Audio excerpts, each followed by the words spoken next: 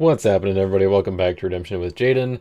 This week we've got another Lackey Grand Prix game. As you saw last week, or I guess as you heard last week, I haven't actually seen the game yet because it's not. I haven't posted it yet. If you're watching this in chronological order, I'm working on it. There's a lot of stuff going on, especially with games like this that kind of have to take precedence. I don't know. I haven't posted the game with Luke from last week, but he won, and we posted a different game that I used the same deck. He used a different deck. I do want to post the other one. We're going to get to that. Anyways, let's go ahead and get into this week. I want to make this quick because, as you can see, it's a really long video, so I'm going to try to go over this deck as quickly as possible, but it is a big deck, as you probably have already noticed, and you may have some questions of what's going on here. So this week, the standings of the Lackey Grand Prix ended up after Swiss being Luke, so Luke M, Christian Gamer 25, or Matt, myself, and then Rob or Demon Hunter 85. So Luke and Rob played. Rob won that game, which means that now he will play the winner of whoever wins this game, which I won't spoil for you guys yet in case you're not plugged in with Lackey Grand Prix and don't know yet. That way you get some excitement from this video more than just seeing whatever wacky concoction this is in action. I don't know. Anyways, and so yeah, this game is going to be against Matt, who I knew was doing well in this tournament. Obviously, he was in the top 4, so I knew that I had to have a deck that I felt was worthy of top cut. This may or may not have been it. Like I don't know if I was necessarily feeling it going into it, but I feel like it could be decent. It's viable, I guess. Maybe not like top tier, but it can kind of hang in there. It was, as you can see, a long game, which means it was a close game. So it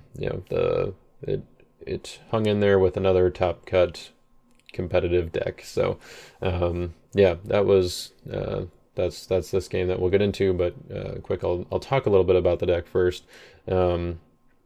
So the kind of original idea, I mean, it kind of stems all the way back from, I don't know if it was in a video or if it was just another game I had played.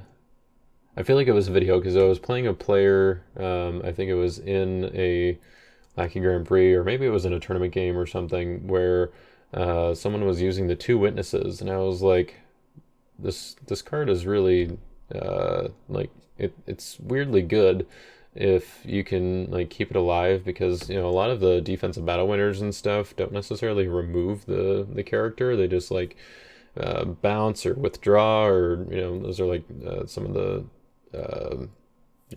better options, I guess, don't necessarily discard or banish or something. So I remember having a lot of difficulty dealing with the 2 witnesses in that game, but I never really did anything with it after that. And fast forward to like just within this past week, I guess, where Jared had brought up, or him had brought up an idea of just rescuing continuously with Zechariah from LOC, the Zechariah son of Jehoiada, who is like, if alone, toss all enhancements, and after battle discard all evil characters that blocked, and then just like having ways to constantly heal or recur him or something, so that you're just like making your opponent spend resources while you're not really doing anything. And there are a couple of other heroes that did that. He was kind of toying with those ideas as well, or like Dinah is another one where you can, if a Son of Jacob is in play after battle, discard all evil male humans that blocked or something like that, regardless of protection, I think. And there's also Tamar from LOC, which is just after battle, discard an evil male human. So those are similar ideas that could also work if you wanted to build an entire deck around that idea or theme, I guess. But I thought about the 2 witnesses, which is just after battle discard all evil characters that blocked. It's got 12 strength, which is cool because it'll make your opponent have to commit more resources to blocking successfully. Has the added ability of being able to activate or deactivate a curse and it's got that owns kind of healing set aside, keep it alive kind of ability on there, but you don't necessarily want to do that in a deck like this. You want to just have ways to heal or recur the hero, and that's kind of what I went with through using By His Wounds to heal a human hero. Also, Love is an option that has some synergies with the defense, which I'll talk about later.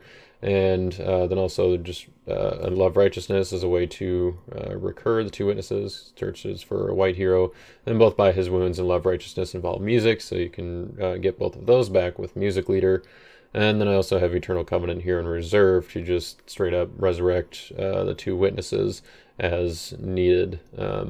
So the idea is just kind of punch in with the two witnesses as often as possible, make your opponent burn through resources. Ideally, you can make two witnesses cannot be negated with joy, so that your opponent can't just like do a big band, end with a negate a good card. Excuse me. Do a big band, end with a negate a good card, and then just, call it a day. Yeah, that's kind of the strategy here, which just means it's going to be, try to have a minimal offense, and then a big defense is just going to be able to stall, block like the rest of the game. Ideally, I was thinking that this deck could just be fit into a 57 card shell. As you may have noticed, that did not quite happen. The offense just ended up being bigger than I wanted it to be, and maybe bigger than it needs to be. I'm sure there are things that could be cut in order to get it down to that size, but as you can see, if you're counting along at home, there are 10 cards in each of these leftmost two columns instead of the typical 7 or 8. So that means that we are in the 71 to 77 card range. I ended up at 72, mostly because I just couldn't decide on the last card to cut to get it to 71, which is, I guess, kind of the better end of the spectrum in my opinion, because you get a higher dominant 2-card ratio, and drawing Lost Souls isn't necessarily that big of a deal. I mean, in this deck, maybe you want to try to avoid that as much as possible, and maybe the Lost Soul to deck ratio is more important, of keeping that low. But I ended up kind of just going with the dominant to deck ratio, which, as you can see, with 10 dominance, you'd think we'd have room for everything that we could possibly want.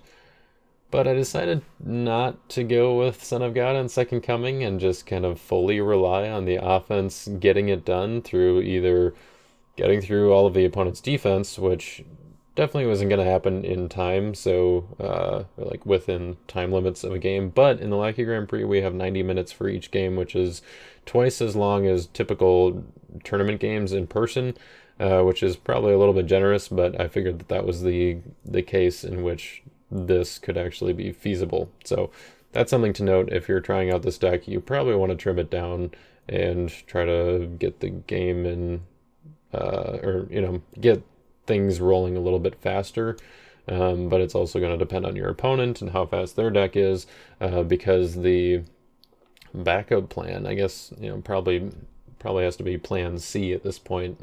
Maybe Plan B is like Justin Martyr and Blood of the Lamb and Royal Parade, just kind of getting those back and stuff.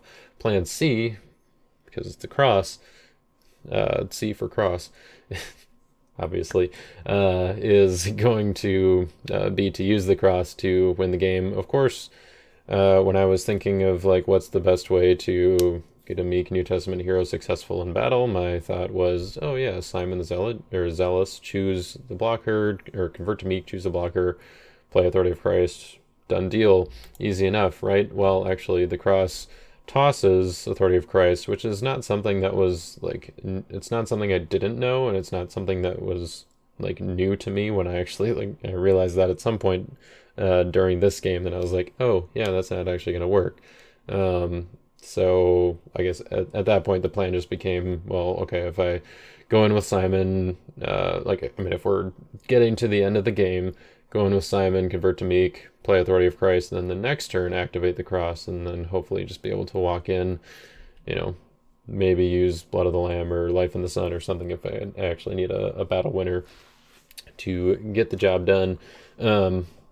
it's a bit more risky doing it that way, but that's I think reasonable with the way that this deck plays out, and that it's you're kind of waiting for a long game play. We definitely also have to make sure that we can deck out because all decks, every deck has to be empty for the cross. So we've got Harvest Time with Meek Lost Souls in the first and high places. We've got plenty of ways to set that up with the defense. That kind of played into what defense I wanted to play as well, because Black has some of the best cards in the game, frankly, especially for like tutors wise. Surreptitious Scheme gets pretty much everything you need, especially just when you factor in the fact that it searches for Crowd's Choice. It also searches for the Wages of Sin, which can get you to high places and mostly high places, but enough other things as well where it's still useful. And of course, we've got some fuel in the reserve for wages. So that kind of played into selecting the defense. I also just think Sadducees are fairly strong, especially, and just Black in general has a lot of strong characters and interactions and stuff, like Goliath, Outsiders, Demetrius the Silversmith. They were all just kind of like splashes into the Sadducee theme. That makes the deck a little bit stronger. And then, of course, well, maybe not of course, because I actually don't think I've had this combo on the channel before, which is strange because it's been around for so long. But Devouring Philistines in Love, like it's been around for longer than I've had the channel, and so maybe it just didn't quite like seem novel enough to me personally to share. But obviously, for anyone who's newer to the game, this is something that you should probably be aware of. It's not like super common in like competitive decks and everything, because it's a little bit slow and it's kind of not necessarily easy to interact with, but like most decks just have ways kind of built in of interacting with it, like Three Woes and Chronicles. There are Christian Martyr, or just any kind of dominant interaction is pretty easy to do with this, and like you're already kind of preparing for things like Impartial Judgment and just kind of those other devastating plays, to where this combo is just a little bit too easy to disrupt, and then Devouring Philistines by itself isn't that great of a blocker, so it doesn't really have the kind of extra versatility that a lot of other combos do. And so it doesn't fit into all decks, but it definitely, I thought, fit into this deck, and I was like, wait, I should have this in here also to kind of showcase what it is, because not everybody knows. But if you were in Nationals last year, you probably know, because Jeremy Chambers won with this combo in Type 1 multiplayer. So I guess, what is the actual combo? Of course, Devouring Philistines is an evil character, but it doesn't say like if blocking. It just says you may discard a card in territory, so in your own territory, except a Lost Soul, of course, because you can't just target Lost Souls unless the card specifically says so. If you do, each opponent must discard X cards in their territory, which that's the important part. If you do not, we don't really care about that. So the X is the number of good brigades in battle. So if you use Love to heal and convert your Devouring Philistines to whatever brigade you want, it doesn't really matter, because Love stays placed on that on Devouring Philistines, and has 9 brigades that will go into battle with Devouring Philistines. And because it doesn't have that little if blocking clause, then you will just be able to discard 1 card in your territory, and your opponent will have to discard 9 cards in theirs.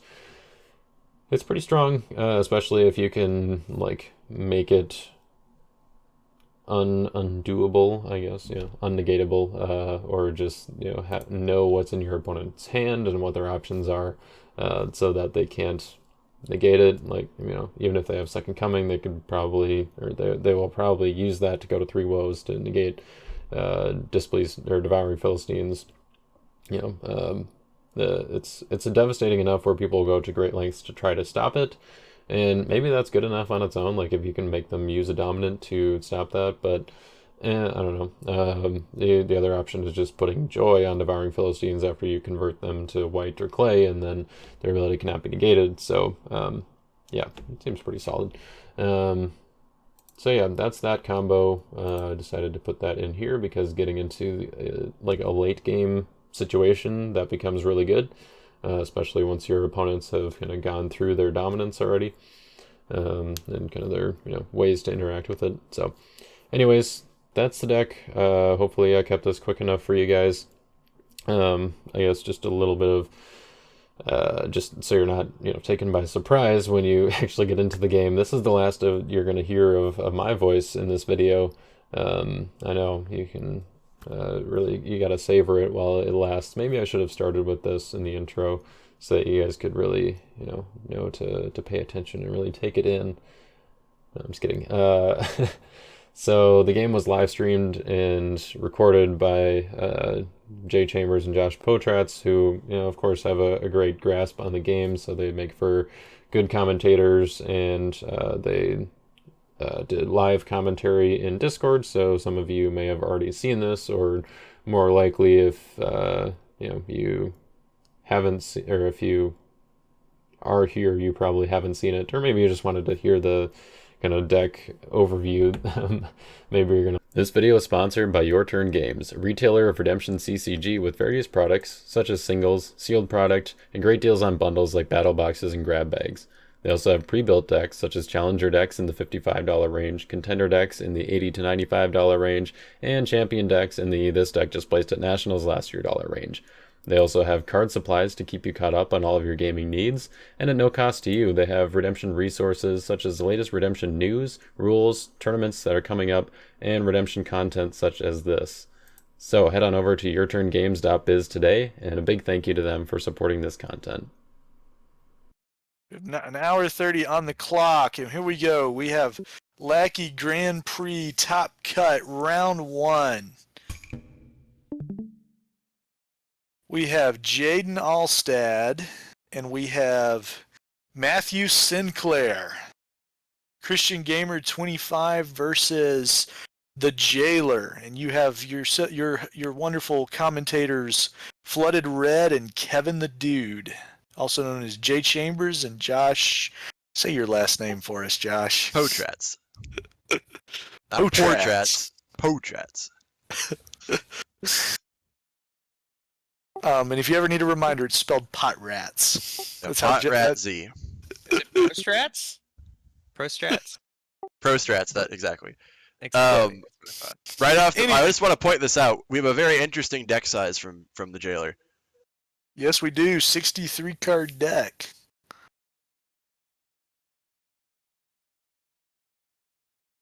All right, so right off the bat, Matthew is going first, it seems.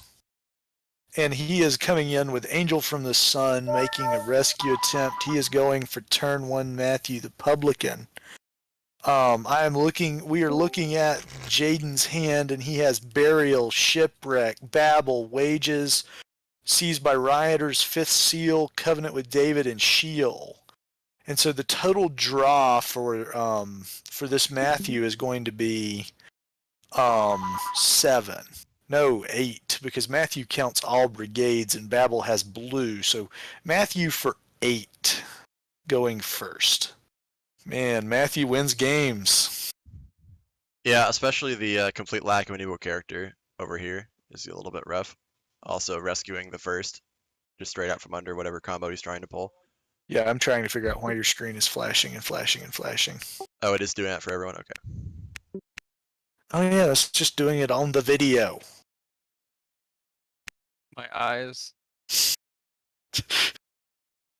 Jaden's going to hate us when he edits this. The recording should be fine. Hi, Jaden! Anyway, for the rest of you here, stay quiet from this point out. You know what? All right, here. Let me see it. I'm going to stream my OBS. All right, so Jaden Burial.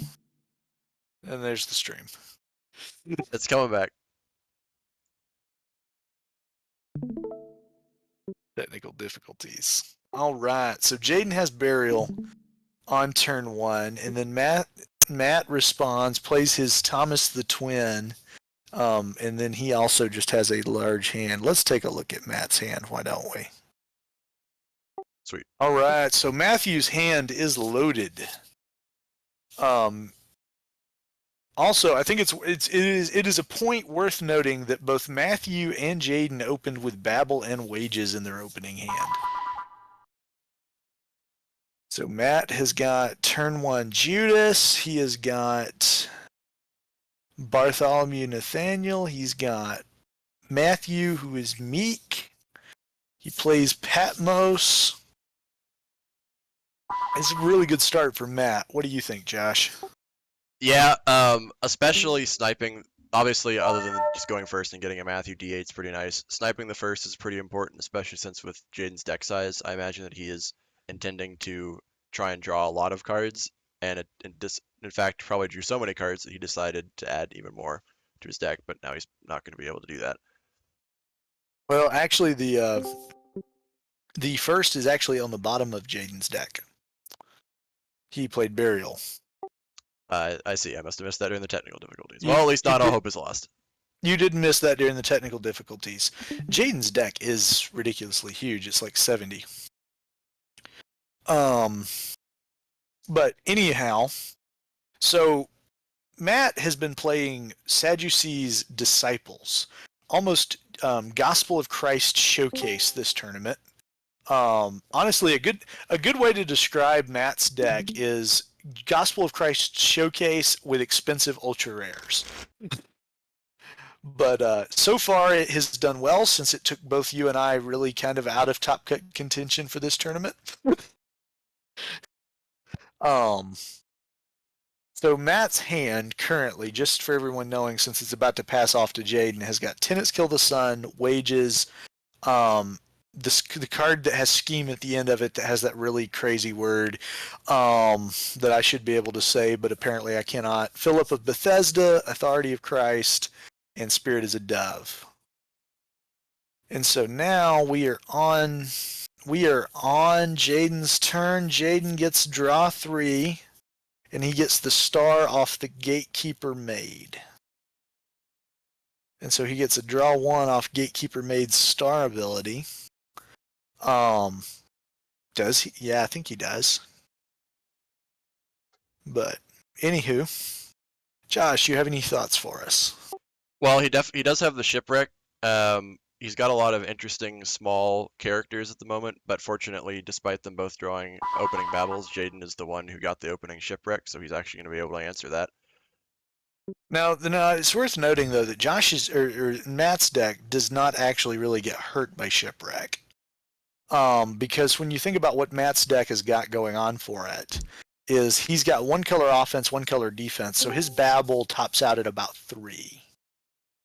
And so, Josh, what are your thoughts on decks that intentionally are trying to minimize the impact of Babel? You're sort of known in the community for your deck building skills. You're also the reigning Type 1 2-player national champion. So what are your thoughts on decks that are trying to minimize Babel's impact by limiting the number of brigades that they'll have in play at a given time? I think a big part of limiting your Babel impact is not just limiting what the average deck is affected by Babel, but about which cards are affected by Babel at which times.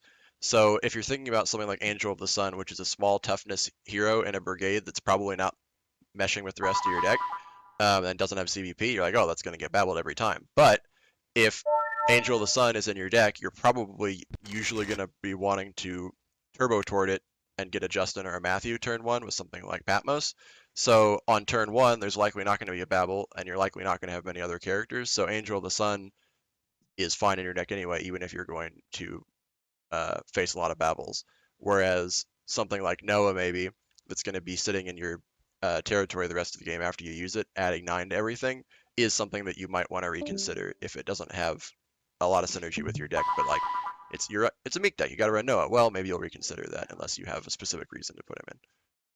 Absolutely. So just an update for everyone watching. So in the time that we were analyzing just sort of the play of Babel in the meta, Jaden has put Betrayal into play. Or not, but he played Wages to get high places, and now he's used Betrayal to underdeck Matt's Judas. Judas is just an interesting presence in the metagame with that really strong stealing ability on the hero side of Judas that goes and tries to, when an opponent uses a draw ability, you can take an artifact or an enhancement from their hand. That's a really powerful ability.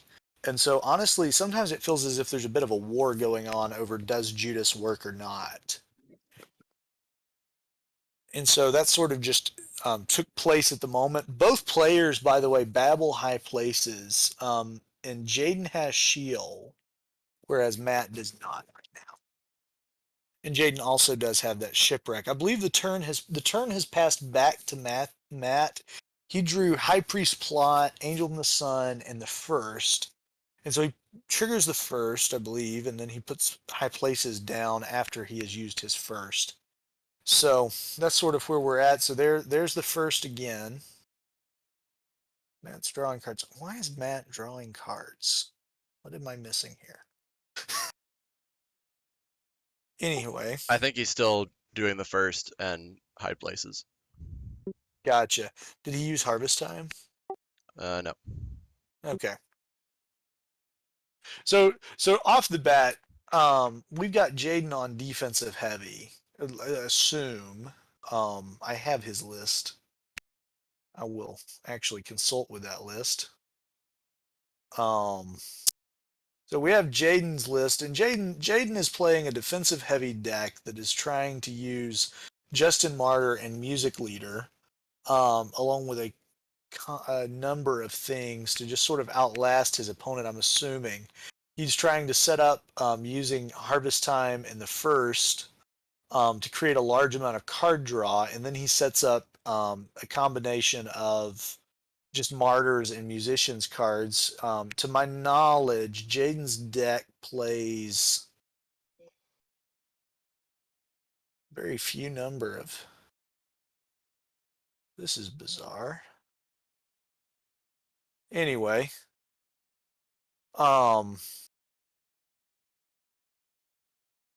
deck analysis aside, Jaden's deck is definitely properly categorized as defensive heavy, whereas Matt's deck would also be categorized by some as defensive heavy. But Matt clearly is sitting in the advantage here with his 16 card hand and 22 cards in deck. So they're definitely, like right now, it looks like Matt is going to kind of have Jaden a little bit on the rope. Yeah, especially with that golden calf coming down, even though Jaden is a little bit hurting for resources and so isn't really going to be affected by golden calf that much, it does mean that if he draws into something that would potentially get him out of this, like maybe delivered into Denarius into 3 more cards into going off from there, it's going to get shut down. Yeah. This has been the tournament of Matt's life. Matt Sinclair has been playing Redemption since 2004, which comically enough is around the time that Jaden and I both started as young players. Jaden is a prodigy and me as just a humble redneck from Alabama. We both started roundabouts 2005, 2006 when we were 7 or 8-ish or so. But Matt started in 2004 before the release of G&H. So Matt is a long-time player, but he's never really seen a lot of tournament success to this date, with the exception of a couple of different instances in Type 1 2-player or Type 2 2-player where he picked up wins over Justin Alstad at a few of or 1 or 2 of the nationals that he won during Justin's really long streak of dominating Type 2 in the early 2010s. But Matt basically has been absent from the game for roundabouts 5 years or longer, no longer, because Matt sort of dropped off the competitive scene about a little after 2014 because I remember 2015 was the year that I sort of circled back around to attending nationals and really being in the scene. And then Matt was absent for quite some time until he went to nationals this year. And he's been primarily a Type 2 player since 2012. And that was a really good decision for him given the state of what Classic was. So now with rotation, Matt has started playing Type 1 again, partially off me telling him that it would probably be more his alley than it used to be. Okay, so who we got here? This is Bartholomew. So we're using Bartholomew. We're revealing Chronicles of the Kings to make gospel enhancements cannot be negated. And Matt is swinging for the fences with a handful of stuff. To note, there is a surprising amount of the stuff that is actually purple, and so the converted Bartholomew is going to only have access to a few of these things. Probably still enough, though. He loses access to negates right off the bat. He's got Spirit as a Dove, Authority of Christ, and the Lord's Prayer, which are very powerful, but none of them actually negate, whereas Walking on Water and My Lord My God both would. So if Jaden can come out here and put him in special initiative, he may actually have a shot. Aside from the Chronicles, but yeah, Chronicles otherwise. is sort of standing over him as a. This is interesting that he would play Jaden's the first. I'm very confused as to the thought process behind this decision.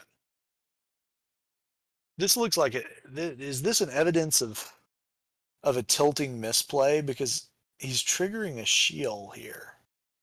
I'm interested to see how Jaden responds to this line of play. I'm actually very interested in this entire line of play because I'm quite confused here. Yeah, that does seem a little bit odd, because Jaden is going to get a first trigger and is then going to get to underdeck his other soul. Yeah, unfortunately, this looks like just a full misplay from Matt here. Unless this is exactly what's going on. He draws for the first, and then shields the soul away. It seems like Matt tilted just a little bit by converting this Bartholomew. If he had not played the soul from the Bartholomew, his attack would have been really good. His attack actually would have potentially forced a Christian martyr out of Matt or Jaden. But now he's sort of stuck at this sort of position. He's dramatically up on resources. His board is set up way better than Jaden's, but his tempo is he just doesn't have any. So now it's particularly early in the game, especially for Jaden to have 60 cards in deck. Now, Jay, you have both of their deck lists, right? I do. Do you see a shipwreck in Matt's deck list? One moment, and I will analyze Matt's deck list that was sent to me on Facebook instead of Discord.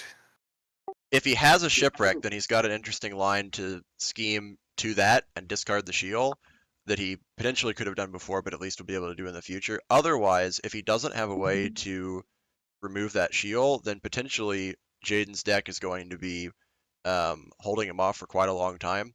This large deck size that he has, even though as your deck increases, you actually gain higher odds on average to draw a soul on a given turn. But if you start underdecking souls, it's going to take you a lot longer before you start redrawing into them. So potentially Jaden can just hide more or less his entire soul list on the bottom of his deck. And if So Matt does not play Shiprock. Yeah, that is going to put him in a little bit of a difficult position then with that Sheol. Well, I mean, it would have been it's very easy to just not play into Sheol, especially if you're a Matthew deck.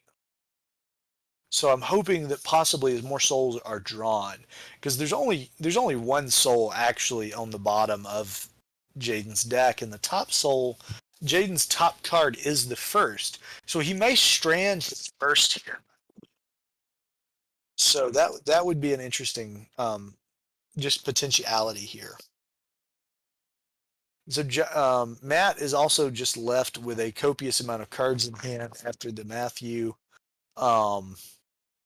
And just a lot of good stuff, though. But yes, Matt plays Son of God's Second Coming, Chronicles, Woes, Falling Away, Crowd's Choice, and I'll get to the last one. Crowd's Choice and something else.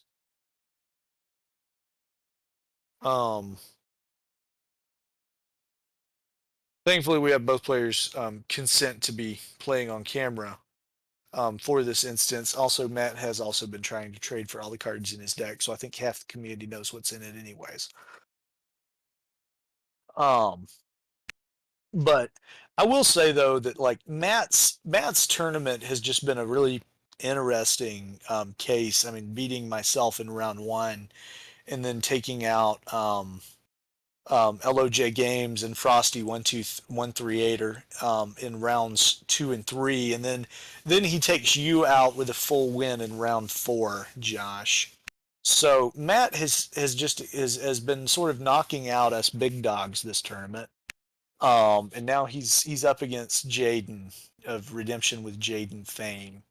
So this hopefully this will be a good game. Because given the size of Jaden's deck, I mean, he could legitimately just whiff the entire game.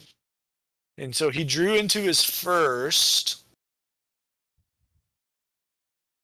He did not draw into another Lost Soul, so no Meek Lost Soul for his first. So Jaden's first is effectively stranded. And so that is a good sign for Matt, as long as he doesn't play into Sheol in the same way again.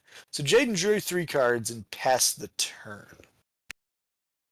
And so Matt is drawing more cards. So is Jaden just completely bricked here? Yes, Jaden is bricked. High Priest Ananias, Outsiders, Gatekeeper Maid, Christian Martyr, Shipwreck, and Seized by Rioters. Jaden has a ton of defense, but he is bricked as far as having any kind of offensive threats here.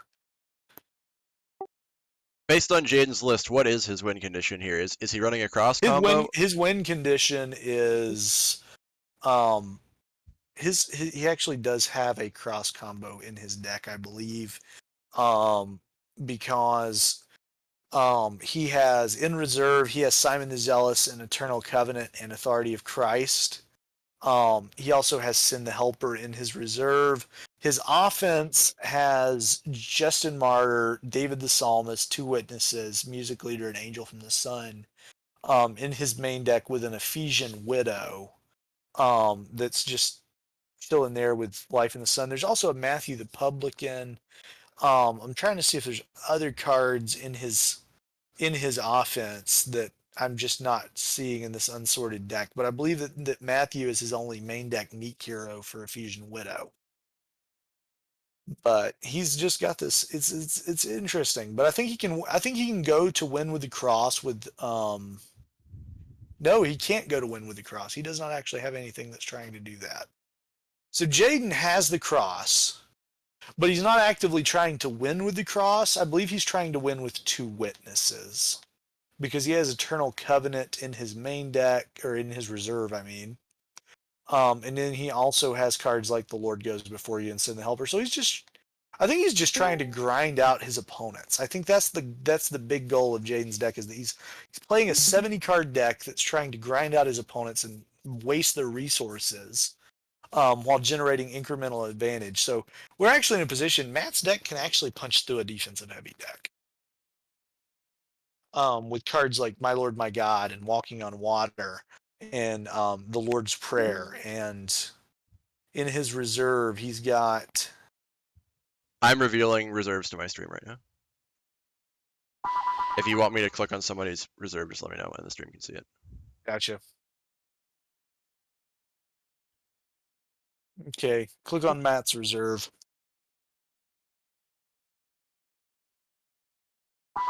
All right, it's open.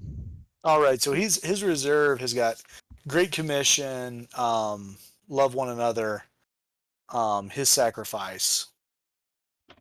So he's got some good offense in his reserve. I mean, he's got a really good shot at punching through this heavy deck. Gatekeeper Maid is actually going to be doing a pretty decent job of stopping this. I think, especially when he's got, I believe Jaden had a martyr over here. Yep. And specifically, if he does end up martyring this Simon, taking out the Simon, I think is actually going to be a huge blow toward the plan of punching through this defense, since obviously one of the plays to do that said punching is to wait for the opponent, especially in these super long games, wait for them to generate so many resources they got to put their characters down, then go for a huge Simon into AOC. But if he can get rid of the Simon right here, then that will be a much harder thing to pull off. Yeah, Simon is just... One of my problems with Disciples is that if you can eliminate their Simon, you really weaken the deck. I agree. I think that is one of the weaknesses of straight Disciples, is you've got a lot of you've got a couple very, very powerful effects. You've got Simon, obviously. You have Matthew the Pelican. And then you also do kind of have Bartholomew. That the CBN enhancements can definitely be a good third power card. But the rest of them, in my experience, they just don't tend to do a whole lot. Like you do have a band, but that Philip of Bethesda, that could easily be like a watchful leaders, in which case you're getting banding that's not dependent on converting to meek or on revealing a dominant, and it also is providing protection. It's not CBI, but if you want to spec really hard into that, you can run Hope, Pulling Joy out of reserve. But I do like, especially right now, Clay has always had a lot of stuff, but there's even more things now. So I think spicing up your disciple builds with some more standard good stuff Clay may help you kind of shore up those few power cards and add a few backup ones.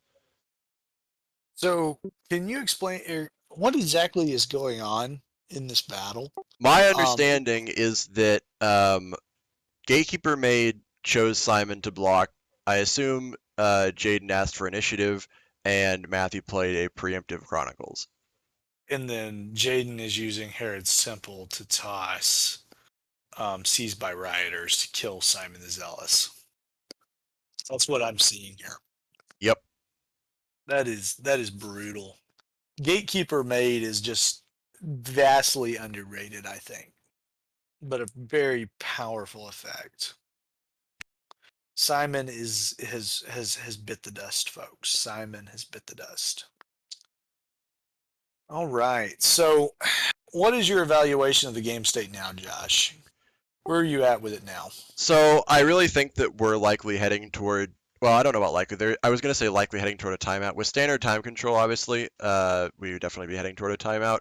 I think with how long the time controls are on Lackey, it's possible that they manage to finish the game, even though Lackey itself does tend to add to that time that it takes. No, it's to be fair though. 30 minutes of Lackey actually translates to 15 minutes or less of a normal game, which is why the Lackey Grand Prix time control is precisely double of a Type 1-2 player game time. Because I mean, when yourself and I play on Lackey, we finish games in 20 minutes, 45 minutes, but we're also seasoned Lackey players. When players aren't as familiar with it, or they're just inherently slow anyways, that's why we have to use the 90-minute time control for the Lackey Grand Prix, just because I mean there's just a whole lot of moving things around and making it look good on the screen for yourself. Yep. We'll be very interested to see what Jaden's plans are for this Angel from the Sun that he just pulled. Whatever he goes to with that, not only is there going to be, like, already there were some search triggers that are getting Souls underdecked, so even if he does try and go for something with that Angel from the Sun, if he pulled a Justin, that would be 2 more search triggers and the Souls are just going to be all gone. No matter what he goes to, it's going to be 1 more, and there's going to be only a single soul left. Plus, whatever he goes to, I think he probably knows is going to have a very difficult time punching through all these evil characters, plus whatever is in Matthew's hand. So I doubt we see anything. I expect this out of game this. to go to timeout. I mean, at this point, I believe we're looking at a game that's going to go the full 90 minutes. Now, in this case, a timeout win is more or less the same as a win, right? Given the current tournament standings. So, given the current tournament standings, based upon the precedent set by Nationals Top Cut, a timeout win or a tie would see Matthew advance. And Jaden would be pushed to the 3rd, 4th playoff. But a timeout win is the exact same as a normal win in a top cut, period. And for the benefit of all of us watching from home, who is the favored seeded player here that will be advancing on a timeout tie? Matt. Matt is at seed number 2. Jaden is seed number 3. Definitely a favorable position for him to be, considering that I think a timeout tie is a decent outcome of this game, although I'd be much more likely, I think, to see a timeout win from Matt either way. So it likely won't end up mattering. I expect a potential timeout win just based on just sheer board state, and then also looking at Jaden's hand. I don't think that Jaden's Angel from the Sun can generate enough advantage. Can we check Matt's brigades? Are we on Matt's turn? Is this Matt's turn? I think it is. I think we just switched. So another interesting thing to note regarding the timeout win potential is that Matt already has Son of God Second Coming. well, he's gonna see his entire deck this game, that's for sure. Whereas Jaden may not. So Jaden may never actually draw his Son of God and Second Coming by the time this is said and done, which would definitely swing the timeout win favor heavily in favor of Matt. So Matt just took Jaden's first using his Son of God. I think at this particular juncture, that was a wise move. I think he needs to play his Second Coming immediately, though, so that he doesn't get a search to trigger Matt's shield at a different point in the game. Yep, I think that would be a good idea.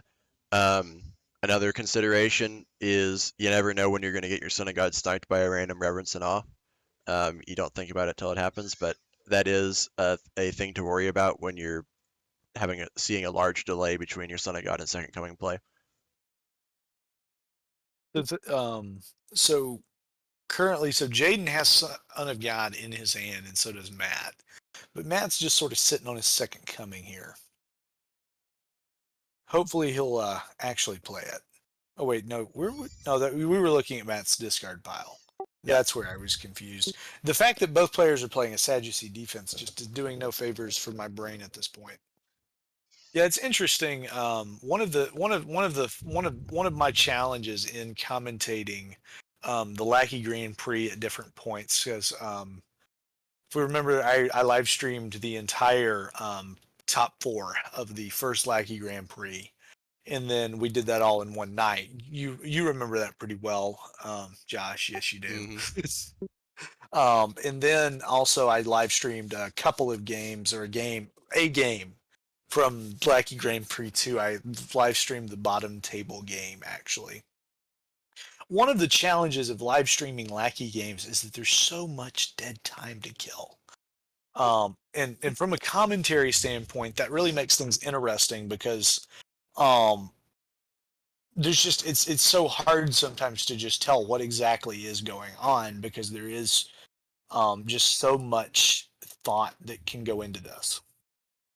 Yeah, especially when you're sitting there kind of in the state we're at now, where quite literally nothing from our perspective is happening, whereas they very well may be communicating in some way, and suddenly stuff may actually start happening. But let's see, do we see any angles where oh, well, there's a battle. I was going to say, is there any potential for one of the players to do something kind of unexpected? Because what we're really looking at right now is Matt is just kind of staring at in his hand a lot of very standard, decently powerful cards. There's no I don't really see any much shenanigan potential other than whatever this scheme is going to go dig for someday. But he's really just kind of sitting on this giant pile of resources, both on offense and defense, just kind of waiting for Jaden to do something. So, which is definitely pushing us further and further toward that timeout win. Jaden, I haven't seen his deck list, so who knows what he's going to pull out of here. But I am not really expecting a whole lot of fanciness from either player. But is there anything interesting in Jaden's deck list that he might top deck that could potentially alter our current foreseen outcome of this game? So as I go to Jaden's deck list, Jaden's deck list in general is a pile of 70 cards that are all very good. There's a lot of card draw. There's mayhem. There's the Harvest Time First combo. Really hope I'm not speaking too soon on that. Yes, I'm right. There's the Harvest Time First combo. There's mayhem. There's extra blocking dominance. Jaden's deck could produce fireworks in a hurry if it wanted to. But it seems right now that Jaden has made an attack and Matt has played Burial. Seems like that is where we are. We are at 54 minutes on the clock. And I think it's funny that we're talking timeout potential with 54 minutes on the clock. Yeah, this definitely is gonna has a potential to be a very long 54 minutes. Although that is still like stuff can happen. It is. I think I would be very surprised to see a full win from Jaden here, but it is actually I think possible from Matt, given it pretty much entirely dependent on what Jaden's draws are and how many shield triggers he gets. One thing I think that we're going to see, oh, so right now Jaden has alerted us that Lost Souls disappeared when he underdecked, and it says had to fix. How do you fix that? Also, it appears that our faithful watchers, you guys have diminished a little bit, but there's still a good number of you. We But may have scared anyway, some people off with the prospects of a 54 minutes till timeout tie or timeout win prospect. well, I mean, I was looking for fireworks, but apparently we decided we wanted to experience the turtles racing. This definitely does put an interesting consideration on what our Nats decks are going to be for those of us that are going.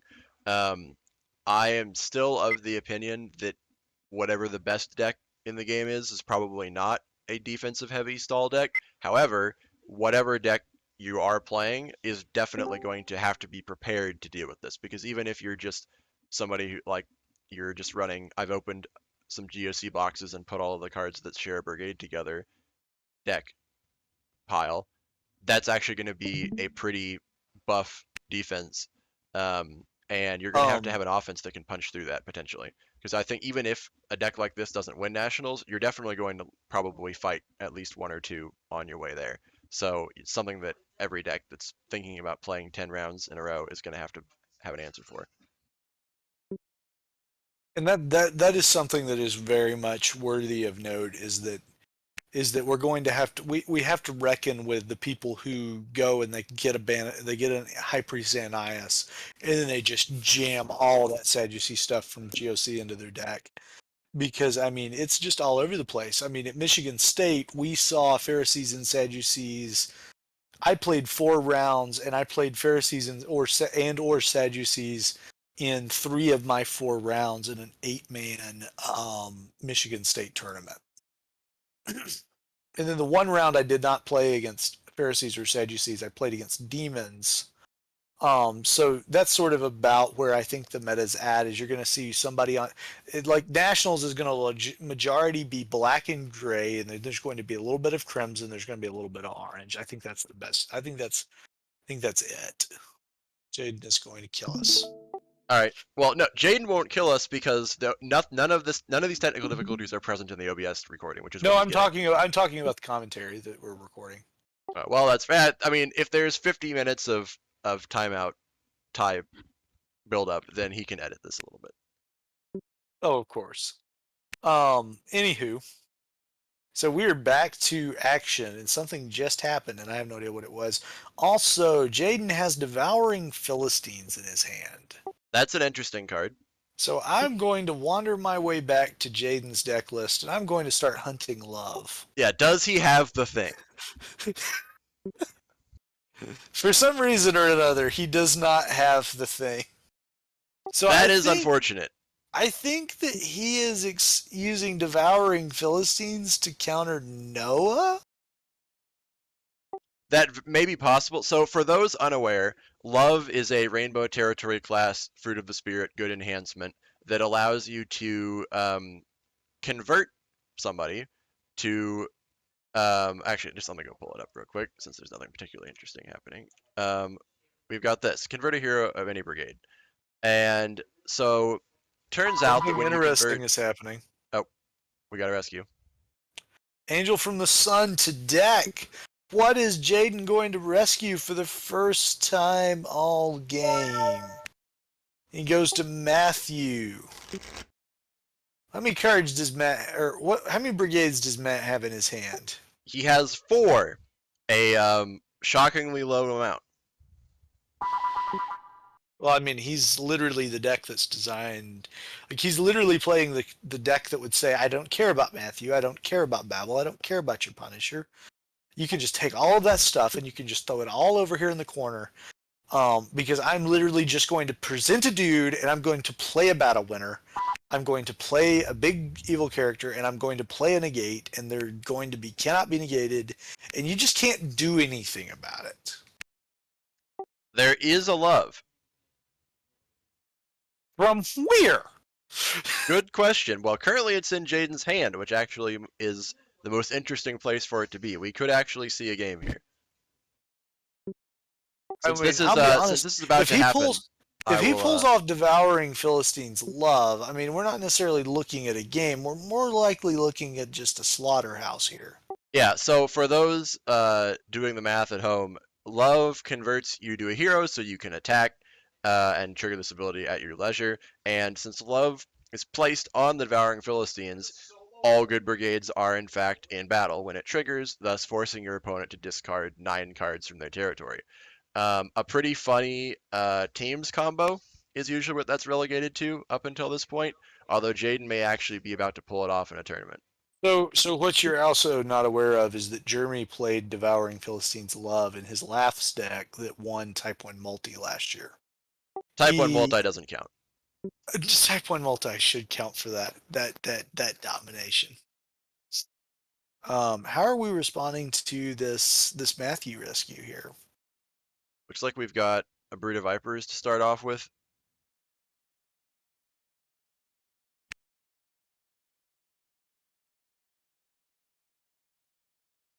I'm very confused as to why we're discarding random things. I am as well. If you guys don't mind me saying, Jaden took Priest of Zeus with Flying Scroll, so every time Matt's drawing, I see. Thank you for pointing that out. Thank you. That kind of happened in the midst of us. That happened in the midst of your stream blink. That's what it was. Because I remember, I thought I saw like a flying scroll just flash on the screen, and then now I was wondering why there was an upside down Priest of Zeus in Jaden's territory. So everything kind of begins to make a little bit of sense. And also, I believe we're on Matt's turn, and this is Matt's Matthew? No, this is Jaden's Matthew. When did Matt draw cards? Anyway, whatever. So what is the block is the question. Matthew, basically the world is his oyster as far as blocking potential right now. Gosh, you have any We've got, well, with Sadducees, you pretty much are going to see all of them usually, especially with the ones that Matt has out. He does have the potential to, I believe, literally bring all of them in. Not Plotting Priests. He will have to pick between putting Ananias or Plotting Priests on top if he does decide to go for a big stack. Opening with Malchus, that could lead to literally anything. He doesn't actually control a Meeksal, which means that this Malchus is actually going to lead to nothing. It's going to continue to be a Malchus. Oh yeah, because Jaden has Babel. Honestly, do you think it's possible that Matt is tilting at this point? I mean, it's possible. I mean, I think that that Bartholomew play a while ago, even if that itself was not a tilt, that is definitely something that can cause a tilt. It's very easy to, in a tournament setting, make a misplay or like miss something that should be obvious, even though that happens to all of us. Like even at Nats last year that I won, I was missing stuff every game. It just happens, and I think one of the biggest parts of getting better at tournament play is moving past that stuff, but it's definitely a skill that takes a while to develop. So Matt's Malchus plays Plot to Kill and gets a block on this Matthew. So even if Matt has lost that opportunity to just use Malchus to do anything, he used his Malchus ended up getting a block off of playing Plot to Kill to negate and discard Matthew. Worth noting that Jaden had Chronicles in his hand, so it was within his power to change that the fate of that battle, but he chose to save the Chronicles for a future date, probably hoping to protect his Devouring Philistines, since that he's probably identified that correctly as his win condition. I mean, I completely understand that would be one's win condition in this situation. Also, part of me wonders if Matt drew off of high places, which is why Jaden triggered the Priest of Zeus that we were very confused about. Because I just realized that you can draw off your high places for your opponent's meek souls. That which is makes true. the high places meek soul mirrors actually kind of interesting for that fact. Woe is coming out from Matthew, which actually would have been a hard counter to the love strat, but not anymore. So that may have sealed his fate. Well, that love strat is very underrated. It's also very interesting, and Matt has got his second coming floating on top of this meek soul. So maybe okay. So now it comes out. So one of those is going to be rescued. One of them is going to be underdecked. And it's interesting. Steel in defensive heavy is really it's a war of attrition, and you almost never win the shield war of attrition versus a big deck if you can't just make shield disappear with shipwreck. Making the opponent discard 9 cards a turn from territory is a pretty good way to win the attrition war, though. Well, I mean, I was just saying you can't win the attrition war without that. I mean, yeah, making your opponent discard 9 cards from territory is just phenomenal. It's phenomenal in ways that people just don't realize. We'll be very interested to see what just the general game state and reaction of both players, even though we don't really get much of their reaction after we see the first Devouring Philistines trigger resolve.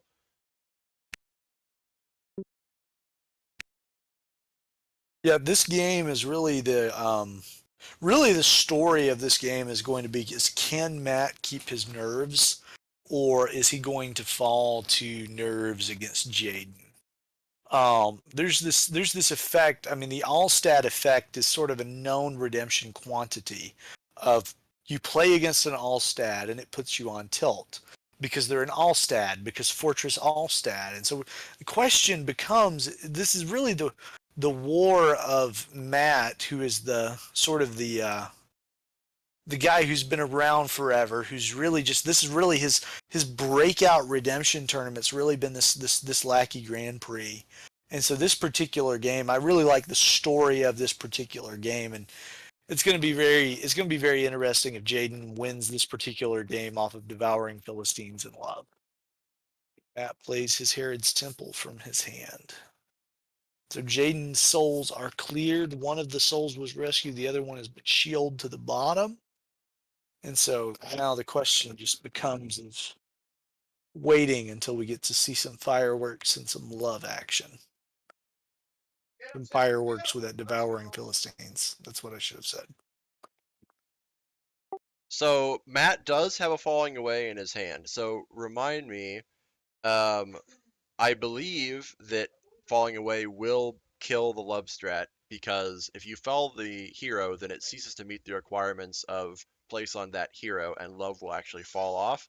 So Jaden would have to find a way to put love back into his hand from his discard pile in order to continue attacking with a That would actually work. 9 That's card actually discard. We'll see if Matt notices that. yeah. The timing of that's actually pretty.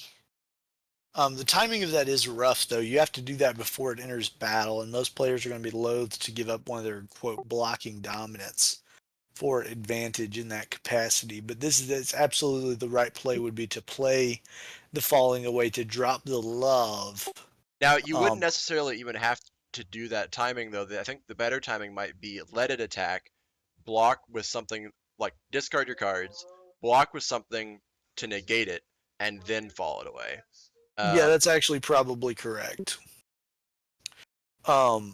It's correct both because of the fact that you aren't losing any tempo or resources doing it, but it's also correct because it has that intangible of just creating a situation where the opponent's going to be rattled by what's going on. Man, this is very much a game of psychological warfare. One of the advantages of Redemption, one of the great things about Redemption, is of all of the different card games in the game, all of the different card games that exist, Redemption is the card game that probably has the most psychological warfare of all of the CCGs. At least the major CCGs that have been running for a long time. Redemption has this really strong psychological bluff just because the sheer number of card interactions and the fact that at all points of the game the hand is a source of valid and vital hidden information.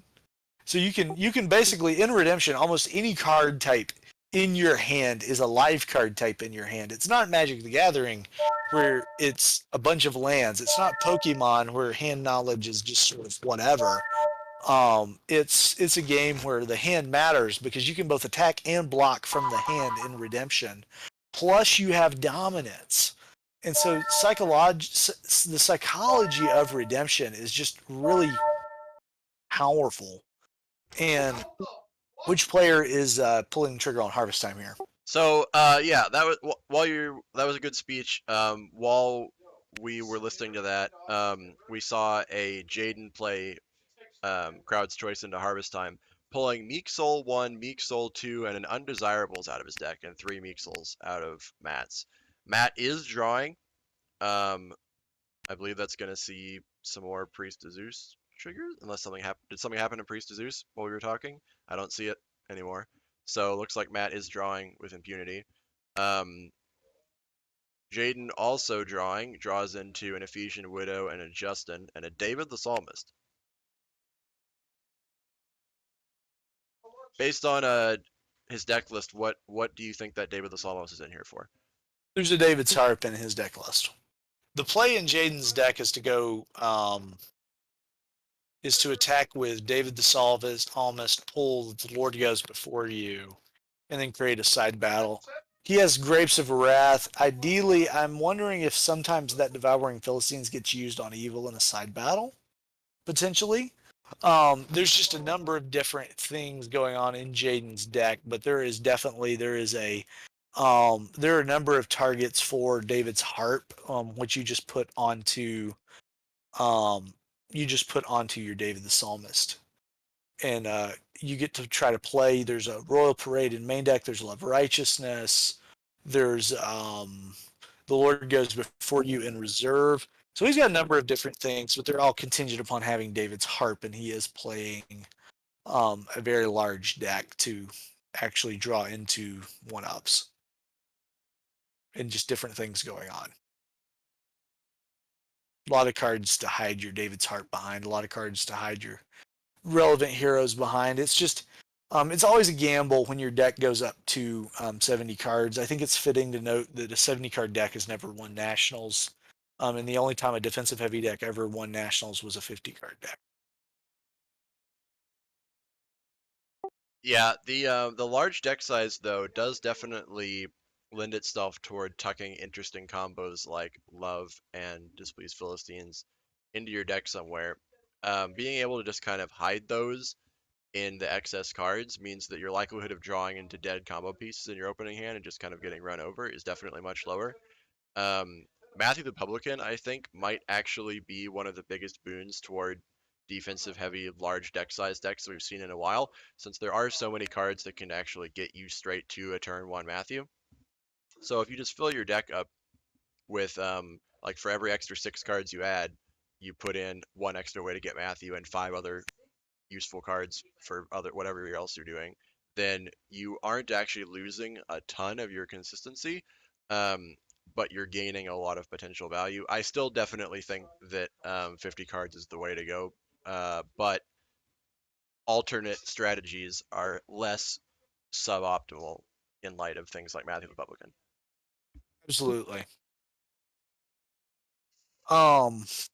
In the game currently, it appears to be we are sitting here. It is Matthew's turn. He has been using questioning or Wages of Sin to search his deck, and he has triggered Jaden's Shield, which caused him to underdeck some characters.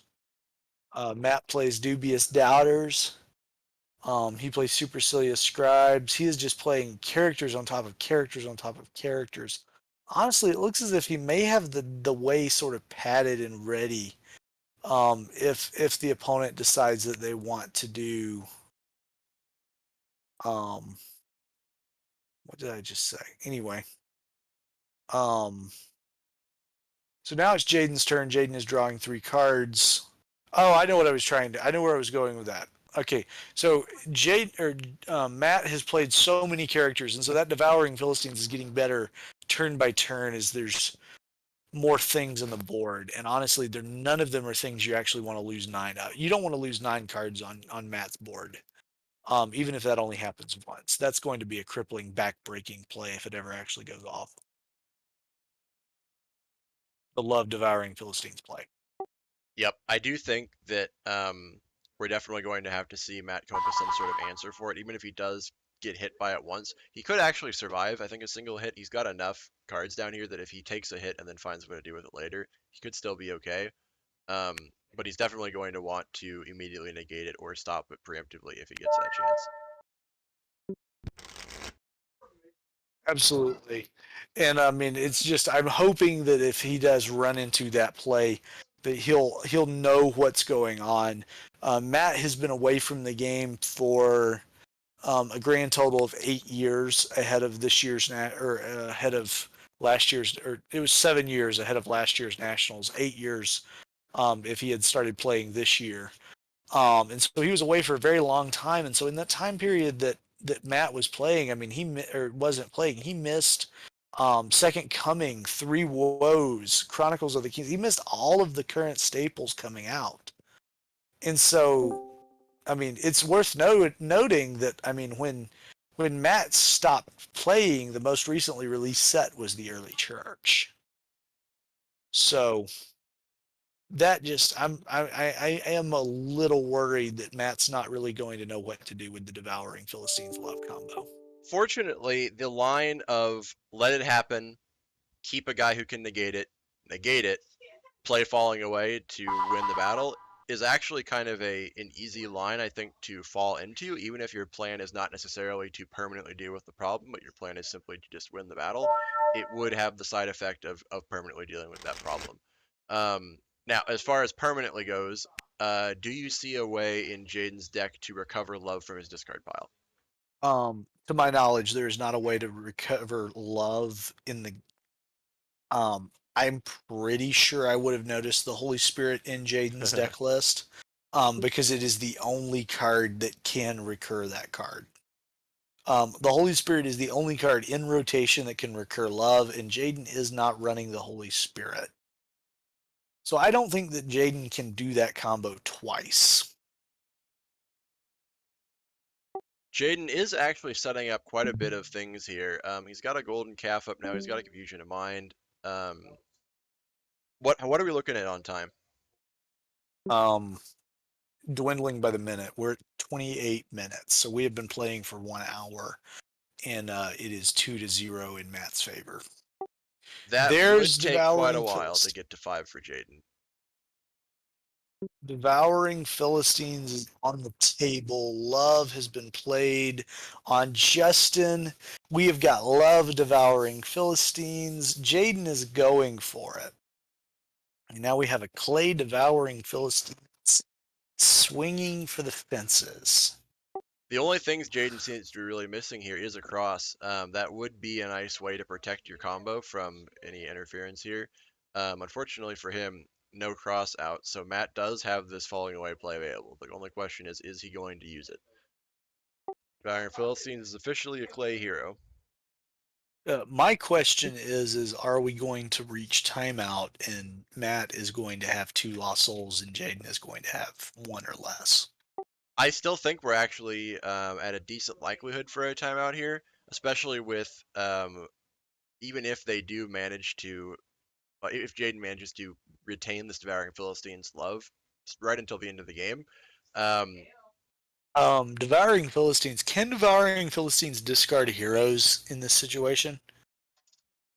I pulled up the reg. Did that kill the stream?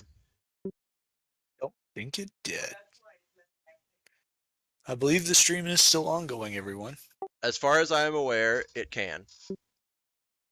The It should be relevant able to line hit from anything the since it's reg, not I believe, is specific. that abilities Yeah. on evil characters that have been converted to heroes may activate except for abilities that specifically target We heroes. target when the card's at heroes. face value. Yeah, it's not But they specific, don't. so it's good. So it can discard heroes because it does not specifically discard heroes at face value. So the question is right now we've got Jaden and Matt are both in the tank. No cards are moving on the screen. Wow. I would say that our two players are probably locked in discussion right now about something. All right, so we swing for the fences, devouring Philistines. He discards outsiders, and now Matt is forced to discard 9 cards. While Matt's deciding on his 9 cards to discard, interesting things to note for Matt's attack back on the following turn here is that even though Simon is now dead, and so the AOC into wiping out Jaden's defense that's now on the table is less easy to pull off, I believe that if Matt converts Thaddeus to a 4/2 and shuffles the supercalifragilistic scribes, then he will actually have initiative on anyone that Jaden plays. However, I guess Gatekeeper Maid is still here, so would be able to choose a rescuer that does not have an issue doing Gatekeeper Maid. So the AOC play is still being the other kept off by problem with that line of reasoning is that Jaden doesn't have a lost soul. That is true, but a lot can change in a turn. Although likely nothing's going to happen that generates a soul on Jaden's particular turn this turn. But eventually there's probably going to be a soul to attack, and Matt's going to have to figure out what his best options are for getting it. I do think this game is going to definitely end in a timeout, so every single soul that Matt can get here matters, because Jaden could draw into Son of God Second Coming at any time.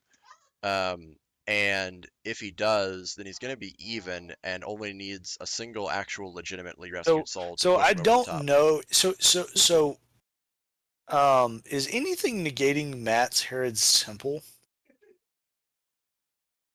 Not that I'm aware of. So are we going to see an outcome where Matt has to discard Woes, his active artifact? Ooh. Yes, we can pause the clock. So the clock is paused. Because Matt is wondering about harm, and this is a legitimate question. So harm in this situation. Evil is protected, nothing else, or offense is not. Protected by Temple. Other cards are not. Wouldn't you agree with that, Josh? Like, I'm right on this. Yep, harm specifically protects from any cards of the opposite alignment and any neutral cards controlled by an opponent. Yep, sorry. I'm currently trying to think of how to word things to Matt. I don't want to hint to him that this is actually a good position for him, because his evil cards are the ones that are able to get him out of this in the form of negating Devouring Philistines. So if this position were reversed and he were forced to discard all of his evil cards and leaving only his good ones, that would be a significantly worse scenario. Whereas the one he's facing down now is pretty much just to discard all of his good cards and then simply block with a card that negates love. Another interesting thing to note is that a member of the Peanut Gallery has messaged me to inform me that Matt does have Reassuring Angels, which is a way of fetching Simon out of the discard pile. So the AOC play to wipe out Jaden's defense on the crackback is actually still a possibility. So this is, I think, still looking at Matt's favor as long as he sees the lines that get him there. While we're in this pause state, and I'm just kind of filling this dead air, if anyone in the crowd has their own comments or any questions about it or anything, feel free to chime in. Happy to have a conversation while the clock is paused. Well, as you can guess, Josh, I'm watching this closely. Yep, I can see that. Do you have any thoughts you want to share for us? It's tough match going back so far. Just watching, they're both playing pretty well, but that the couple of misplays, at least I saw, were the trying for Matt to leave at least a couple souls out. But I still think he's got enough board advantage to hold off a little bit. Yep, Sheol is definitely one of those annoying cards that you kind of have to. You can put yourself in an awkward position where you kind of spend the whole game playing around it a little bit. I think it's one of those cards that you really want to go all in on it, or all in and either playing all your searches and not caring about it, and just kind of relying on some sort of soul gen that doesn't get simply undone by it in the form of something like Into the Earth, or taking kind of a gap turn where you play all your speed, you do all your searches, you're like, yep, they're going to underdeck all their souls, but next turn, I have a plan for how I'm going to rescue without doing any searches. And then you kind of gain all of your tempo that you can in that one turn of accepting that Sheol is just going to block you. But then you set yourself up to have enough resources to make several successive rescues without doing further searches, as opposed to kind of being that awkward state where you're like, well, they have a couple souls, I'll just do like one search, and then maybe they still have a soul I can rescue, and kind of keeping yourself in that awkward state the entire game. Just biting the bullet and getting all the searches out of the way and accepting the loss for a single turn is sometimes your best way to deal with it. Running Shipwreck is also another way to do so. Not a bad card we're running at the moment with Babel running around in pretty much every deck, and Sheol as well being a huge target, not to mention the Herod's Temples and high places and whatnot of the world. Yeah, I am wondering if Matt will realize the falling away play. Yeah, definitely his best out here. In fact, pretty much his only out. This extra time that he's getting to think about it might help him. Although, given that there is this discussion going on, I think if Matt saw this play right away, then he probably would have just gone for it. So hopefully, for his sake, he does notice it. But from the information we have right now, I am leaning towards he might not. At least, I mean, no, you can correct me if I'm wrong. I guess according to my count, he's going to have 4 good cards left, good or neutral left after all his gospel Sadducees are protected. Yep, I think that's accurate. And hopefully if he does see the line, then he'll simply just negate love. Jaden does. This is just good. Let's see. Yeah, Jaden doesn't have anything in hand that's going to undo Matt's undoing of love if he does go down that route. So it definitely going to be a clean recovery for him if he does pull it off. Interesting that we have these in these Sadducee mirrors. There's actually, unfortunately, we haven't seen it much this game, but there's actually a lot of very interesting combat that can happen with the characters kind of banding to each other. On one hand, it can actually be kind of stifled, given that you, of course, can't band to an opposing character if you already control that character. But there are quite a few generic characters in these Sadducee defenses. So if there was a kind of a full-on all resources on the table, like legit back and forth battle, we could see an Annis the Elder banded to a Superlicious Scribes, which could then have in turn band to the opponent's Superlicious Scribes, which could band to the Chief Priests, withdraw it, add Caiaphas, use Caiaphas, band to Malchus, throw Malchus in their territory, add somebody else. That might be where the chain ends here. But it's still quite a few characters to get in one battle. I am back, and we are restarting the timer at 25 minutes. Sounds good. All right. So now, what is Matt? Okay, Matt is discarding Places, Judas, Patmos, Matthias. Okay, you still have other things you have to get rid of, buddy. So he's at 6. He has to kill 3 more cards. Josh, what would you discard here? Have you just been going on a long spiel about this while I was gone? That is actually a good thing to talk about that I hadn't thought of. So I've mostly been fixating on the fact that I would simply negate the love and not have to worry about it. But if he I could was seriously simply just You wouldn't negate the love, you negate devouring Philistines. Well, yes, that's what I meant to say. Negate the love combo. If I had to permanently give up 7 cards from this board state, I would definitely be including some heroes. Judas Iscariot might be something that I want to keep just to keep Jaden's resources down. High Place is definitely a good target that's exhausted its usefulness for sure. Matthias, almost probably a good one. Patmos is probably the easiest. Priest of Zeus I might want to keep. I think of the available heroes, would I discard any of them? I would probably discard Philip as one of my targets. The Meek Bartholomew is probably another decent one, considering that the Sheol is gonna basically negate the Soul Gen aspect of Bartholomew, even if he does have a way to reset him. Matthew is another potential card to discard, given that the draw effect is pretty much irrelevant at this point, given that Matt will be back out soon. Right now we're looking at Jaden's hand. So Jaden doesn't actually have a way. If he just blocks Dubious Doubters, negates Devouring Philistines, I mean, he just eats it, right? Yep. That's ridiculous. Yep. Matt does have the out to just undo all of this, get his block, move on with his life, take his timeout win, move on. The only question is, does he see it? We see a Christian martyr coming out. That does deal with the problem. Unfortunately, there was not a negate before that. So he is going to have to live the rest of his life with those cards gone. I still think that there is a decent chance that he pulls this out into a timeout Absolutely think there's a decent chance that he pulls this off, because if you'll notice, he has Reassuring Angels in his hand. When we get his turn again, he has the ability to, well, there's no souls, but he theoretically has the ability to go Simon to AOC, which he might actually, well, no, he doesn't have that ability, because if he had to burn Woes, he had to kill Woes. He chose to kill Woes. Yeah, unfortunately, the Babel is active again, which is going to keep the Simon down. We did have the Reassuring Angels to Simon play, pointed out by Demon Hunter. I'm gonna go refill my water. You do that for a minute. Crowd's Choice coming out from Matt here.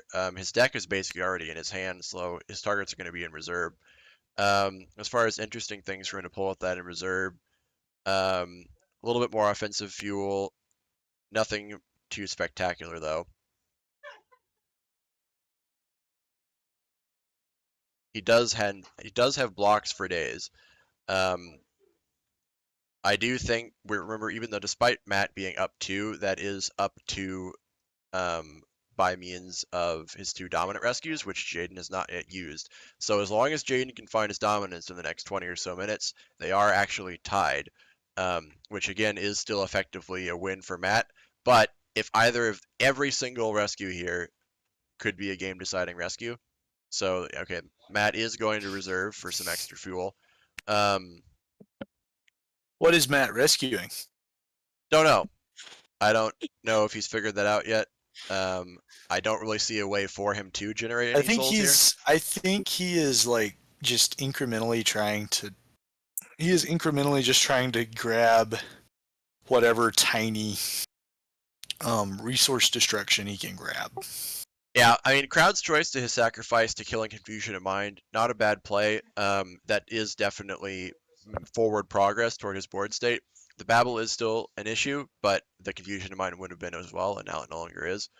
So one thing that this game is a good example of showing is, and this is a dynamic that has existed in Redemption for a long time, that doesn't actually get showcased at a tournament level, is the crazy interplay of balanced deck to defensive heavy deck, because you're really playing board state chess in balance versus defensive heavy. Yeah, I do think if we have a legitimate battle here, it wouldn't be too much effort for Matt's offense to punch through. The problem here is really just Sheol is kind of soloing Matt's entire offense. Yeah, Matt misplayed through Sheol the entire game. Really, and I mean, the case where we really saw this happen was the Bartholomew play where he just triggered shield just for the heck of it. Yeah, I mean, I've done it. Um, so we did talk about, I think, while you were gone, one of the methods that I tend to rely on for playing around Shield, if you don't have Shipwreck in your deck, you just simply kill it, is kind of taking the hit, taking a gap turn, where you just kind of blow all of your consistency, do all your searches, set yourself up with as much resources as possible, and just accept the fact that Shield is going to underdeck everything that turn, and then move forward the rest of the game trying to not trigger it at all. Matt actually has a viable way to create a lost soul this turn. Oh yeah? Provided he can bounce Bartholomew with something, which I don't believe he can. But if he could bounce Bartholomew, he could play Falling Away to create an evil character in territory that would break the shield unity. And so then he would have the ability to potentially punch through. That is a good point. I actually didn't even notice that, so that's a good line. Falling Away is actually pretty versatile dominant. I tend to favor Martyr, given that it actually kills the character, but Falling Away, as we've seen in this game, even though it hasn't come out yet, there's definitely been a bunch of moments where it could have done some very impactful things. I think that has been a viable play line for a large portion of this game, and it's just not been taken up on. I think one of the reasons for that might be that Unity doesn't usually, it's hard to disrupt because, of course, it only refers to your cards, and so if the opponent donates you something, then that won't break Unity. However, converting one of their own characters does, since it's their own character. But Falling Away, converting one of your characters, might be one of the only, if not the only, it's definitely the most common way to actually intentionally break Unity. So it's the only way that I can think of to break defensive unity. Offensive unities are actually pretty easy to break. You just have to play cards you generally don't want to play at a high level. Don't generally. I guess at this point you effectively don't want to play Holy Grail with the prevalence of bounce effects. I still like Holy Grail. I just don't think I'm going to ever play in a top tier tournament deck again just because of bouncing.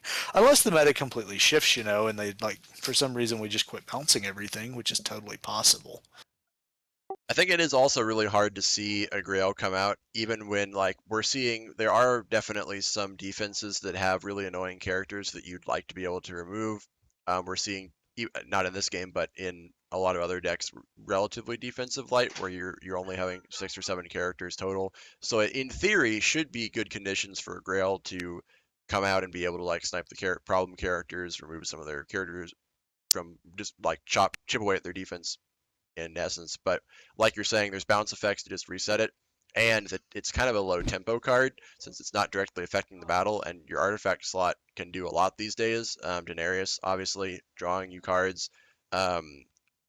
The card whose name is escaping me, the Covenant that New Covenant, just pulling whatever gospel cards you want. Plus, I Am He, allowing you to not only pull a card from reserve, but also bounce and reset one of your meat characters. Send the helper, bro. Send the helper. Yeah, card names is not my strong suit, as you can tell. But it's a very powerful Covenant nonetheless that does multiple useful things that both directly contribute toward you winning a battle, whereas Grail, while it can sometimes enable you to make an attack where you otherwise wouldn't be able to if you're being held down completely by a single evil character, most of the time it's going to be not actually contributing toward your rescuing chances that much, and thus pretty hard to fit in your deck. I can think of a couple of situations in rotation, maybe there might be some kind of a Voice from Heaven deck that would take good advantage of a Holy Grail or something, but that's just me theorizing. Voice from Heaven is just sort of like my pet card, I think. Oh, you should actually make a list, and then I think for it to be your pet card, you have to at least have one deck list. I have a deck list. You need to send it to me. I'll get to it. later. What are we This looking game, at for time, by the way? 14 minutes.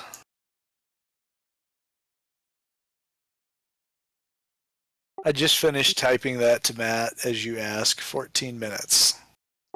Jaden down to 18 cards in hand. Still has not found his dominant rescues, although he does have a mayhem, so if the clock gets down to the last minute, he can just dump his hand and mayhem for it. I think it'd be pretty surprising to see Jaden not see his entire deck this game, with that mayhem draw especially. So almost certainly going to have those extra 2 souls, meaning that the players are tied. So we're still at a point where every single battle matters a lot. In fact, matters could almost certainly will decide the entire game if a single rescue is made by either player. The question is, though, is have they locked themselves out with the fact that their defenses are the size of Kansas? It is entirely possible. We do still have a lot of dominance in play, especially for Jaden. He may be able to force a rescue through just by throwing dominance down, especially given that even though they are kind of tied, Jaden is technically behind, making Grapes a pretty good offensive dominant. Grapes is just a good dominant right about now. Definitely very hard to fit in your deck, given that I'm seeing myself cut things like Chronicles just to fit Shipwreck in, but that is one of the benefits of going up to the massive deck size that Jaden has today, is that you get to sneak those in. And in these long games where both players are drawing their entire deck, having that extra bulk actually can be very impactful, as we're probably going to see here.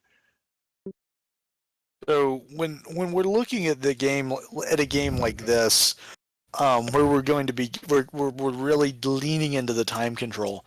Do you think that these guys will actually pick up the pace enough to actually finish this game in time? I don't think they will. I think there's just simply no way that this game ends with 5 souls for either player. There's no way. Even if there were no more blocks by either player, just the process of having the battles and even if they end up being won, there's just not enough time to have that many battles. Because the battles are going to be an involved affair, because you have multiple evil cards on both sides. Yeah, we do see Jaden appears to be. Is he executing the Widow combo, or is he just playing Life in the Sun one time? He's executing a Yeah, he does. He is executing. sort of tiny version of the Widow combo.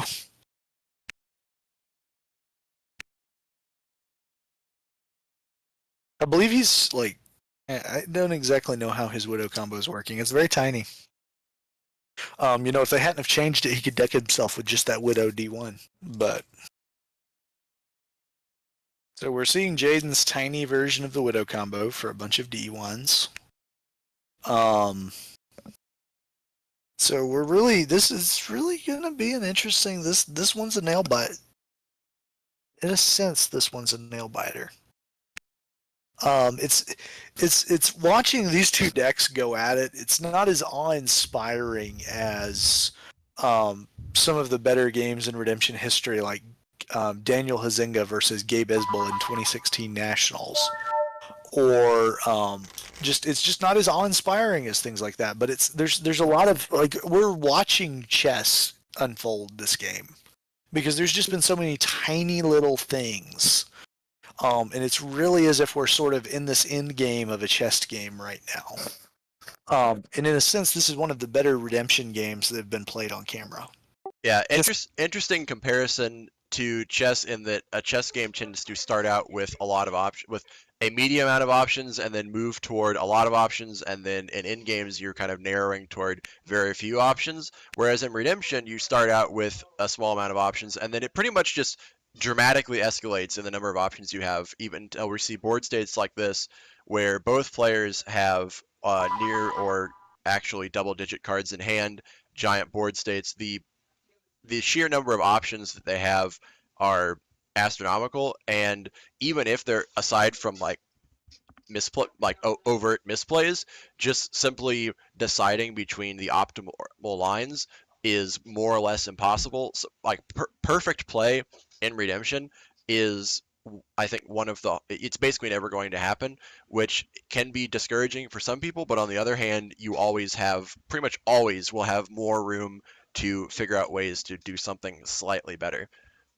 Now, even though statistically perfect play in Redemption is almost impossible, I still think that Redemption still has the potential for the one true style, the one true play in any given situation. But over the course of a game, you are correct that there is no perfect play for a whole game. There's no perfect game of Redemption. But I think there are definitely optimal plays at any given moment. I think that it's not impossible to discover the perfect play in a particular moment.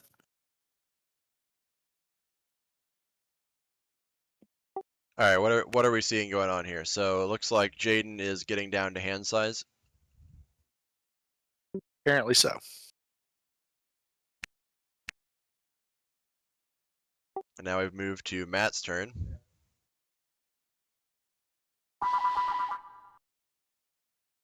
Draws a little bit more defense.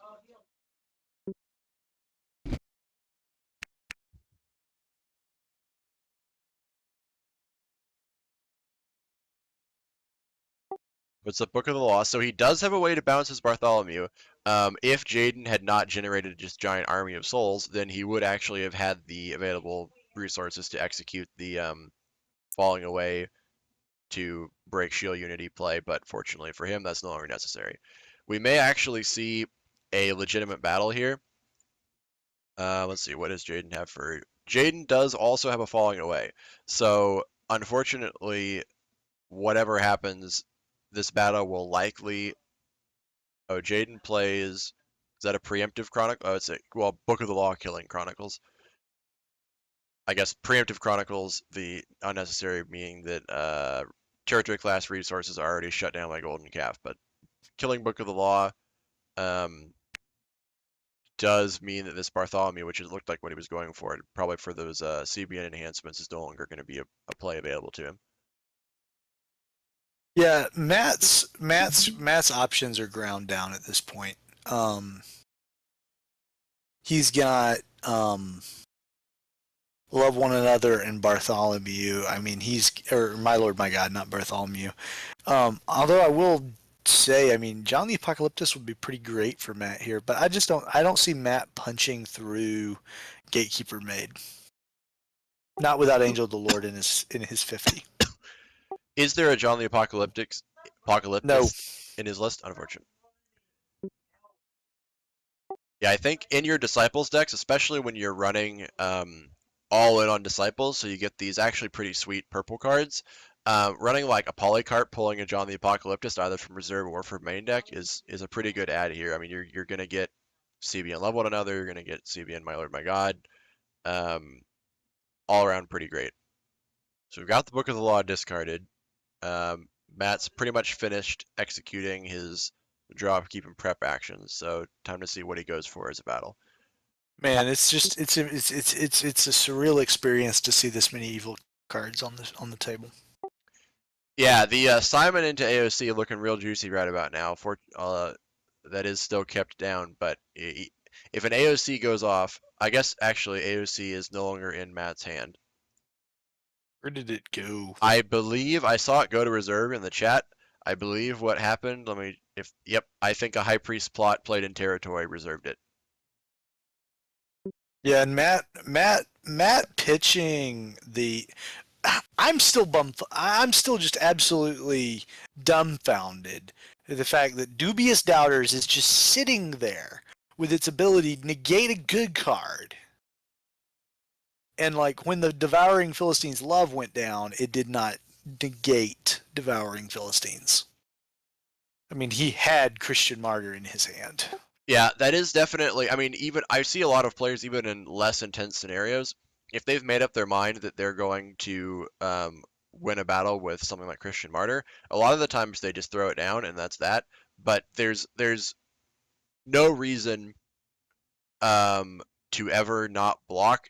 unless you're expecting that like you're gonna lose Dominish or something like that. They're gonna play right on victoriously and do something weird. But the vast majority of the time, if you're going to play Christian Martyr as a block, and even if you're planning to do that, planning what evil character you're going to get the most value out of during that block is pretty important, because a lot of evil characters, like you can't just put them in battle without taunt abilities. So a lot of evil characters are kind of balanced around the fact that you can't attack and get their abilities whenever you want. So when the opponent presents you with an opportunity to get a free evil character trigger, that's actually a very valuable opportunity, and you're going to want to make sure to always take advantage of that. Um, and Martyr is definitely, that's one of the biggest reasons that I like running Martyr, is that I get to do something like Outsiders, draw 5, or Outsiders, underdeck 5 cards from your territory into Martyr you, and not only am I getting a free block, but I'm also, is Martyr getting me a sure block, not free, but it's getting me a sure block, and is enabling me to execute a powerful evil character ability without giving my opponent the opportunity to react. So it looks like we are seeing a battle here. Just lone Philip blocked by a lone plotting priest. That's kind of a little bit disappointing given the mass banning potential that we could have had, but looks like Jaden wanted the initiative, I guess. Vinegrow's Rebellion coming out from Jaden, attempting to discard all heroes. If that resolves, we are probably not going to see any souls rescued beyond dominance afterwards. So currently we had My Lord My God come down to stop the Vinegrow's Rebellion, and now Fifth Bowl of Wrath coming down to stop My Lord My God. Matt does not have another negate in his hand, which means we are going to see a Vinegrow's Rebellion. Actually, Noah's Ark protecting all of Jaden's heroes from the Vinegrow's Rebellion, so this is actually a one-sided hero wipe, which pretty much seals Matt's fate. In fact, he has no heroes in his hand.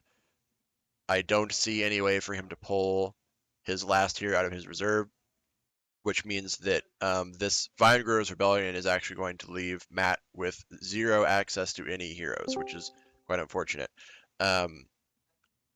Then the only question at that point becomes, can Jaden rescue a single soul as well as play his Son of God and Second Coming in time?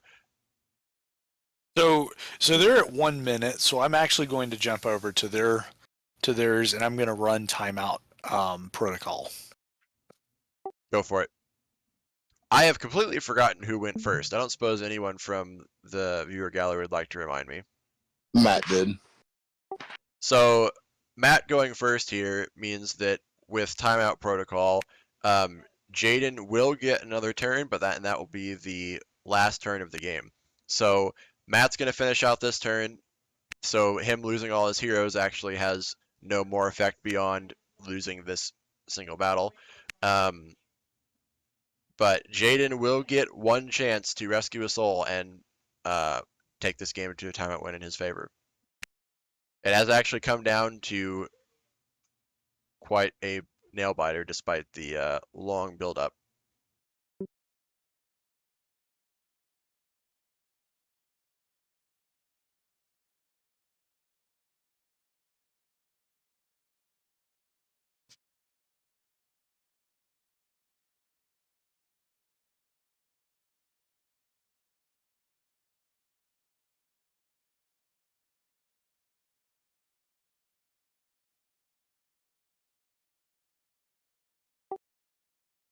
There seems to be a bit of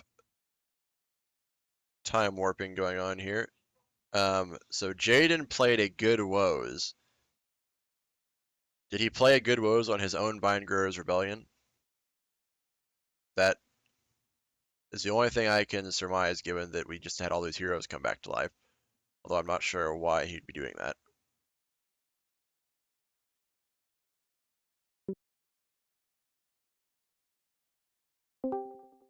Much to my confusion, Matt just negated his own Jaden just negated his own Vinegrow's Rebellion with woes. Yeah, I just noticed that. Do we have any idea why? No. Because he definitely has the arc, so his own heroes are safe, and yeah, I am.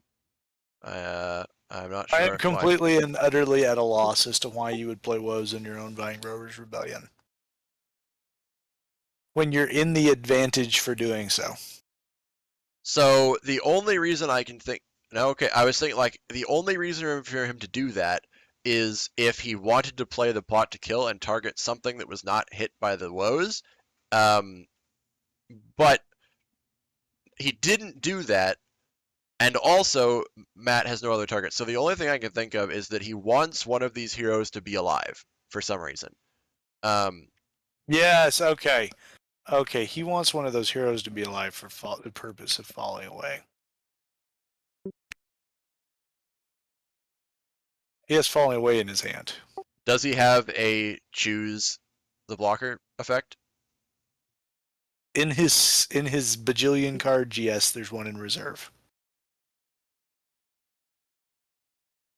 Oh yeah, he has his own Simon, of course. So yeah, probably that explains it. Okay, Jaden is decked. Jaden is trying to win with the cross after all. Because apparently I can't read. This is interesting. Both decks are. It would be very funny if we actually see a cross victory here after all this. As funny as it would be, I think Jaden's chances of getting a legitimate rescue are basically the same as him getting a cross rescue. So, and either of those victory conditions are him winning the game and moving on in this top cut scenario. So, not actually much of a difference for practical purposes between winning a simple Simon into No, AOC, he but has to win a cross rescue. He doesn't play Son of God's Second Coming in his bajillion cards. oh, I see. So, well, yep, he does in fact need to get a cross rescue then. Because for some reason, I can't read. Definitely had some. I think every single question that I've asked about Jaden's deck list, I have been given the wrong answer. But Well, you were just. I think it was your Jaden- plan all along to keep us in suspense. we'll go with that. No, Jaden's deck's cross rescue is weird. Like, I don't actually see a solid cross rescue in this deck. That's why I was so confused. I mean, falling away to make an off-color dude into just attack, choose the blocker, play a battle winner is actually a pretty solid cross rescue. The question, though, is he going to activate the cross? Surely. Sure. It's quite literally his only way of winning the game. The cross. No, he's going to play, like, he's going to use Life in the Sun, like, to create his cross rescue here. I mean, it's Matt has something Stone goofy. Cold nothing to play on a Pale Green Thaddeus, so whatever he plans to use to win, I think, is just going to work. It's hard to see. Are they decked out? They are decked out. Neither of them have any cards in deck.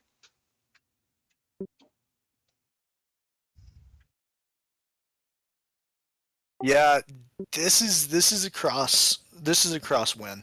Jaden has, in fact, executed the cross mill strategy of play 0 mill cards, wait for the opponent to attack with Matthew the Republican and too many times, and simply draw their deck.